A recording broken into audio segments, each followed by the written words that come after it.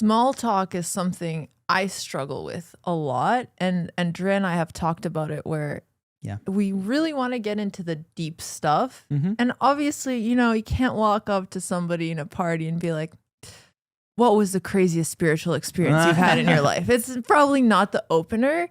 Do you have tips on how you can break through the small talk and get into deep things, especially in crowds where maybe it's not the people you would usually hang out with? I will say, and you're totally right. And I have a friend who impresses me.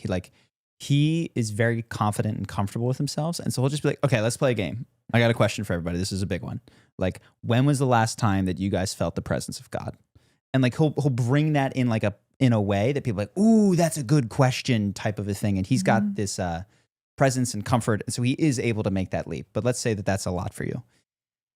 What you want to do, I see most often, is take the common topics of conversation that you feel so bored of all the time. So people will often ask, what do you do? Where are you from? What have you been up to lately? And you want to find ways to make sure that you consistently answer those questions with hooks for the things that you care most about. If you'd ask me, what have I been up to lately? And I was like, oh, just hanging out, like doing some work, playing some games.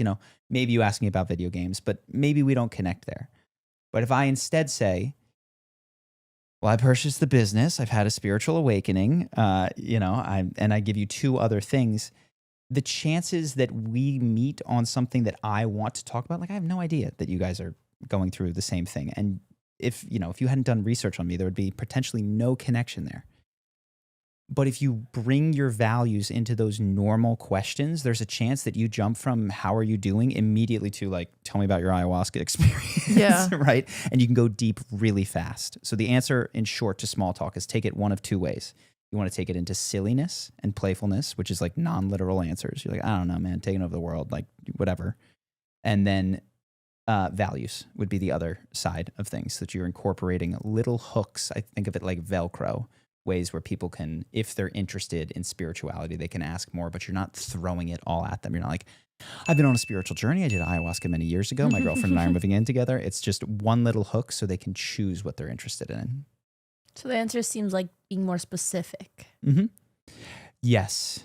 Be more. So for instance, let's back into it. I imagine you get bored of small talk. You like have people come up to you. It could feel awkward. That's why I stopped going to parties, because the music's too loud to have good conversations. Okay. Unless it's really good music, then I dance. Yeah. What are the things that you don't have enough people in your life, or maybe you do, that you wish you could speak more about with people that were like-minded? I have a very good support circle of friends. So all my personal needs are always there. But music and art is the thing I really love. And there's a specific hustle of grinding on Ableton and building techno that I can only really connect with other techno artists, and everyone who does that is all around the world. So I kind of keep in touch with my online friends, but it's something that I wish I had more of a music community, specifically up face to face. Great. So one is like music creation, production. Okay. We'll try to get two more. Another two things. More. Yeah. Okay. Could be shadow work. Could be anything that. Another thing that I wish I could connect with people more on. Yeah, that you would like to, rather than the weather or local sports team.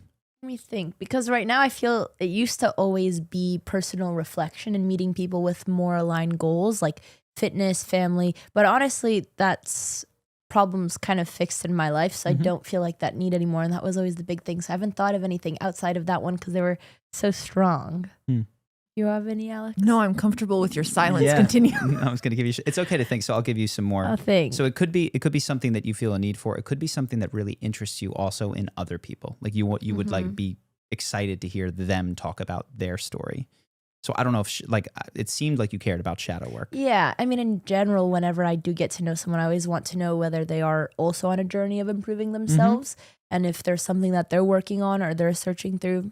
So that's always honestly the top one thing that I want to talk to people close to me about. So we'll take these two. So you've got this personal development / shadow work, self-improvement journey. You've got music, Ableton, techno, production. If I ask you, where are you from or what are you doing out in LA? The best answer that you come up with is going to allude to both of these things, right? So you'd be like, I originally came out here. I'm someone who's like really into personal development. And when I started, it was all around fitness and Twitch. But lately it's kind of taken a spiritual bent. But the big thing that I'm focused on these days is I'm really into music production. And I love, for instance, this person. So people that you want to connect with will have 2 immediate shots at just like, oh my God, me too, right? And if you do that with 2 or 3 things early in conversation, you're going to increase the hit rate of connecting with people so much more. Wait, but you'd open rip with that? I know that's a lot of information. I don't know if you can walk up to. So you're not opening. So they're asking you, like, for instance, they're asking you, how are you doing? They're asking you, like, why did you move to LA? They're asking you, like, where. Oh, that makes sense. That you're going to someone. Like, hey, what's up, dude? No. This is, and if I had approached them, this comes when they open to you. No, that makes sense. Yes. Yeah. What do you do? Where are you from? What have you been up to lately? What are you working on? You want to make sure that your answer isn't, been busy. Like, that's going to kill conversation or keep it in small talk. It's funny because I heard you give this tip when I was studying for this episode. And then I went to my yoga class and I had a small interaction where I see a mutual who I know from a friend. And after yoga, it's always like, oh, what are you up to? And I usually say, just working. Because I think back and I'm just like blurred because I'm like, we work every week. And then instead of saying that, I'm like, oh, we've been pivoting into things we really care about because that's been our goal for this year. So been working on the podcast with my sister and music. I'm really happy now because my goal was kind of to project like changing our goals and personal goals. And then she reacted to that really positively. So I even implemented another thing, like naturally without thinking, just from hearing your tip on the podcast. And it made those little small interactions way more enjoyable too. And like I felt more like I got to know her rather than, oh, we're working. How about you? We're working. Yeah. Look, you can be like, oh, wow, we've lived parallel paths in our lives based on the superficial things that I know about you. And so it's important to get them in there early, totally hear and respect the point of you don't just like, hey, what's up? I'm Charlie. I did ayahuasca last year. Yeah. But the earlier so if somebody asks me what I've been doing, I did a psychedelic documentary a few months ago. Like, these are the types of things that I want to work into rather than answering, yesterday I just kind of hung around the house and played with the dog. And, it's just been pretty chill lately. That gives zero potential for that person to connect with me over my niche interests, which is really where I want to be. If you're interested in the fastest method that I have to build your charisma, your social confidence, you may be interested in checking out Charisma University. It's our 30-day program to take your charisma and confidence to the next level. And this is what just some of our members have to say about it. I don't even have a bachelor diploma, yet they want me to fill this position. And when I asked why, this was the answer. You have great social skills, which is rare for an engineer. You can think quickly on your feet, and you are open and self-assured in your demeanor. Thank you so much for all that you have taught me. You have truly changed my life because without Charisma University, I wouldn't have qualified for that position in a million lifetimes. Or check out this student's experience with dating. Loving the course. I've liked a girl for over a year now, but never thought much of it because I thought she was just too pretty. Took your lessons, gave things a shot, and now we are dating. And try this one out for friendship. It has been truly incredible. I have instantly had results that seem insane. So many more meaningful conversations. My friendships have improved and my interactions with total strangers